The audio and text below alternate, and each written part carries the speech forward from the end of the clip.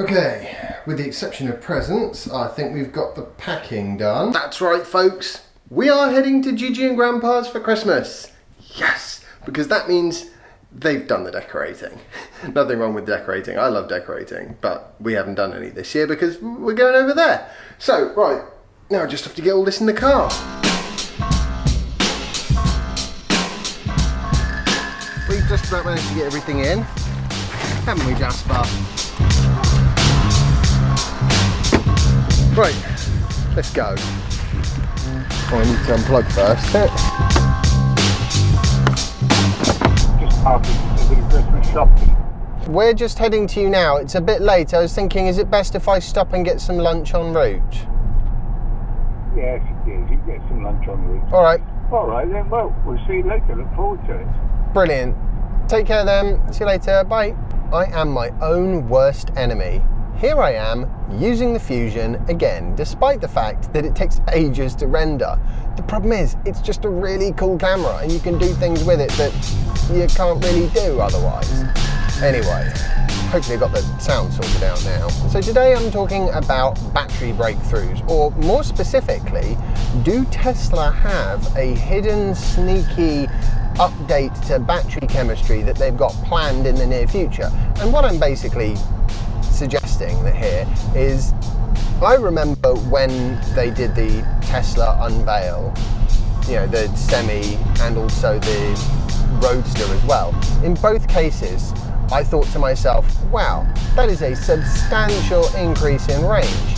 How have they managed to fit that many batteries into these vehicles? And then I didn't really think too much about it. A few days ago, I was reading an article where somebody had written basically saying, you know, has there been a Tesla breakthrough? Because experts are suggesting that to get those sorts of range and power figures, they would need some kind of next generation chemistry. So maybe solid state, something like that, I have no idea. But it is very exciting, the potential, and I think people often assume that because Tesla is investing in things like the Gigafactory, that they don't have an eye on battery technology developments that are coming down the pipeline. Of course they do. Being an electric vehicle manufacturer, they have very definitely got their eye on what's going on in the battery industry.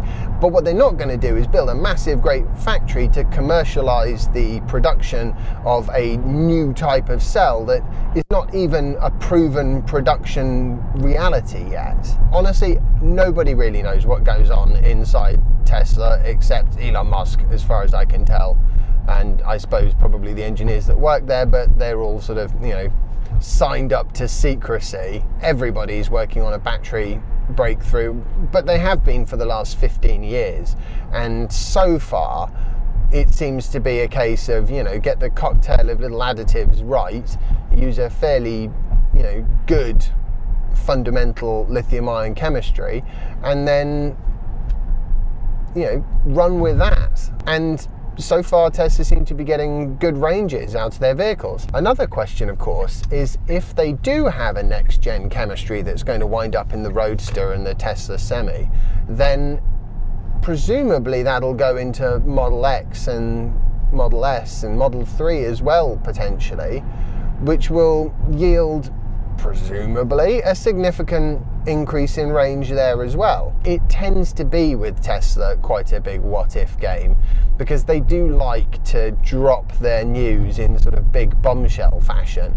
Although Elon Musk is famously good at hinting, and if you were to ask him on Twitter, have you got a battery breakthrough coming, he would undoubtedly say, we keep our eye on all sorts of different chemistries and ideas, and solid state this is, and lithium air that is, but they don't actually try and put those in production vehicles because none of the other battery chemistries are production ready yet.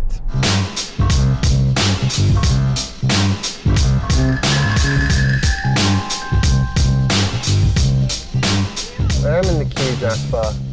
Right, we're gonna grab some quick lunch because we left a little bit late. There is another question related to batteries that I wanted to quickly ask. If Tesla were to have some magic battery breakthrough in the wings, what would I want it to be? And I know what I want it to be. I want it to be get rid of the battery degradation. I think that is the principal thing. And the energy density for cars is okay as it is. The recharge time is not awful. It's doable. It could be a bit quicker, but the thing which I think helps the perception of batteries the most is to have them be something that you buy and you manufacture, and then they last for 20 years losing 5%. That would be cool. Right, time to order my... I had a feeling I touched. It was like the lightest touch you can imagine, but it has made a mess. Oh, it was always going to happen, I suppose, but damn. The grey ones are the ones I'm going to sell, and I was going to keep the black ones, and I still am going to keep the black ones, but... Right, be careful, it might be hot still. There we go.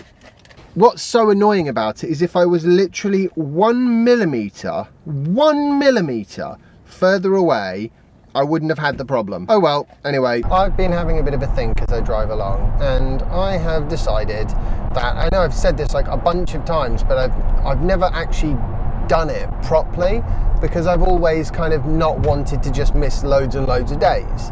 But from now on, I am not going to upload a video until I have done all of the editing. And as I'm 2 days, you know, between shooting and reality, that means that, you know, I have to have 2 videos just ready to go, and then I'll turn it live. Because so much of the problem that with what I'm dealing with at the moment is I want to do it daily. I enjoy doing it daily. Actually, the challenge of that is a large part of what I get out of it. But it's just not possible if you have to, like, because I mean, it's like what, 2 o'clock now, right? So I get up to my parents at 3. If I work like an absolute crazy fool, I can just about get a video up by 6 o'clock, 6, 7 o'clock. But is it worth it, really, when you consider the impact it has on the rest of your life? No, is the answer. It's not worth it. So if I have to miss days, I'm going to miss days. And that's just going to be the end of that. I'm annoyed about that wheel scuff, because it's just like a totally ridiculous, didn't need to happen thing. But equally, it's not the end of the world, of course. I mean, ultimately, the wheels have a job to do, and that's to enable the car to go down the road. And provided they do that job, I'm not going to complain. Right, anyway, we're going to be at Gigi and Grandpa's in a minute, hopefully.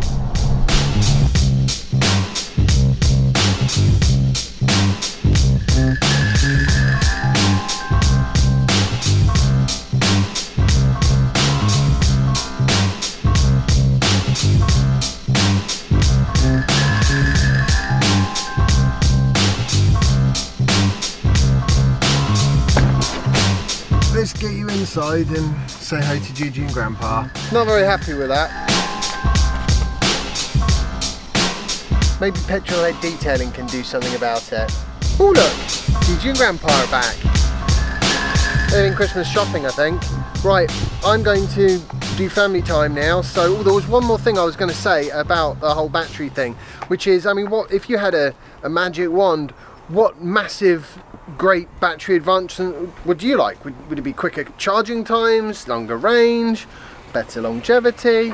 That's what I think I would go with, because I like keeping things in pristine condition for as long as humanly possible. As you can see from this, you know, what happened with my wheels. The good news is tomorrow I'm going to be very much in the Christmas spirit. Yes, it's going to be packing and finishing off and sorting everything out, ready for the big day. Which means, I hope you've enjoyed today's vlog post. If you have, remember to like it and share it and subscribe if you haven't already, and follow me on Instagram if you don't already, and I will see you tomorrow for the next instalment of my daily vlog. Bye! Feeling a little bit grumpy today, because you know that McDonald's drive-thru that we decided was a good idea? Yeah, well, when Scuffed the rear left wheel. I know, it's just annoying. Quickly go to the loo, Jasper, I'll come help. Oh, good, even better.